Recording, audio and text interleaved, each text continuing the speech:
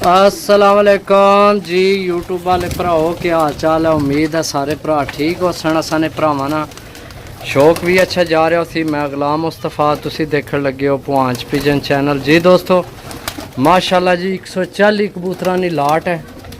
तुहानू चेक कराने माशाल्लाह ज़्यादा देसी कबूतर है। सियालकोटी पिपलां वाले देसी माल है ज़्यादा माशाल्लाह। बड़ा अच्छा लाइटां कोई छत खत्म हुई ने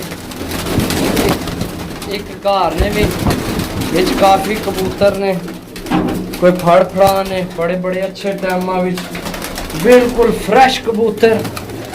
मेडिसिन मैं टोटल करा छोड़ी है जनाब।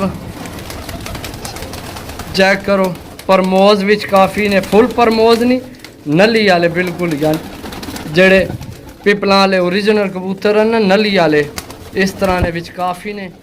जिस तरह ना हूँ ए मादी बैठी है ए सामने सूए रंगा वाली सही है। इस तरह विच काफ़ी ने चेक करो जनाब सही है।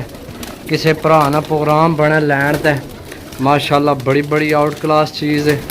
शाम ना टाइम हो गया सही है। लाखी भी है गलवी भी है इत्थे किधर गई है दो बाज भी है टैडी गोल्डन देसी टाइप कबूतर ज़्यादा ने। जिस तरह नया कबूतर है देसी ये हो गया इस तरह ने बहुत ने बिच सही है। ए गल भी पट्ठी है सही है। कबूतर चेक करो बिल्कुल फ्रैश कबूतर लैके आए जनाब भरावां वास्ते सही है। कोई बुढ़ा कोई लंगड़ा कोई जनाब पीली खट्टी अखा लकोनी कबूतर सारे टोटल यंग कबूतर ते वड्डे कबूतर साफ है। जिस तरह ना हूँ वड्डा कबूतर है लेकिन बिल्कुल साफ सुथरा कबूतर है। इस तरह ने टैडी चेक करो सियालकोटी पैंतियां वाली चेक करो सही है। ए चेक करो देसी कबूतर जनाब माशाल्लाह। कबूतर गोल्डन चेक करो ए देसी कबूतर है। ए सारियां ए विच एक टैडी है बाकी देसी ने। ए भी देसी है ए भी देसी है जनाब सही है। बाकी जनाब बड़े अच्छे फिर अंदर चले गए बाहर दसन लगे अंदर खा रहे सही है। चेक करो जनाब देसी कबूतर ज़्यादा पट्ठियाँ ज़्यादा ने मादियाँ ज़्यादा ने नर घट ने।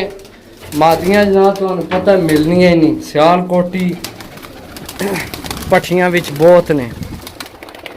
जिस तरह भी ए अगली पट्ठी होगी ए पट्ठी होगी ए पट्ठी होगी ए पट्ठी होगी सही है। पट्ठियाँ विच बहुत ज़्यादा ने सियालकोटी सही है।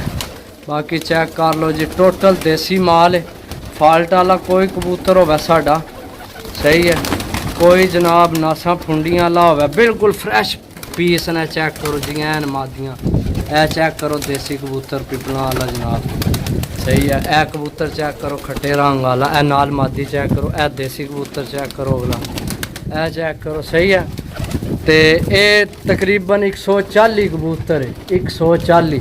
और स्लैड खुली सी तो कोई ऊपर चढ़ गए ने 3-4। ए टैडी मादी के बैठी ए सियालकोटी पट्ठी है आली वो कोई 3 ऊपर 2 चढ़ गए ने शायद और भी ना चढ़े होवन। ए रामपुरी पट्ठी चेक करो देसी माल है उड़ने वाला जनाब यंग माल पट्ठियाँ पट्ठे मादियाँ सही है। तो बड़े अच्छे जनाब क्वालिटी वाले नार ने सही है। चेक करो ठीक है। बाकी जनाब भरावां की इधरों भी एक बार कराइए दर्शन सारिया ने। ए माशाल्लाह देसी पीस चेक करो ये चेक करो देसी सही है। इसकी है भी नंबर पे है फ़ोन नंबर नहीं विकट पे ए नाल पट्ठी की फ़ोन नंबर नहीं विकट पे ही है। नंबर वाले मोहर वाले जो कुछ है तुहाडा नसीब है। सारी डील कट्ठी लान लिया। जिस भरा ना प्रोग्राम बने जनाब रब्ता कर सकने हो। चेक करो पीस जनाब कोई कबूतर विच माड़ा को नहीं कोई ढिला मट्ठा को नहीं सब एक्टिव कबूतर ए कबूतर चेक करो जड़ा गया सही है। मादियाँ नार माशाल्लाह अच्छे तो अच्छा जनाब। बाकी जनाब वीडियो लंबी हो गया ओके अल्लाह हाफिज़।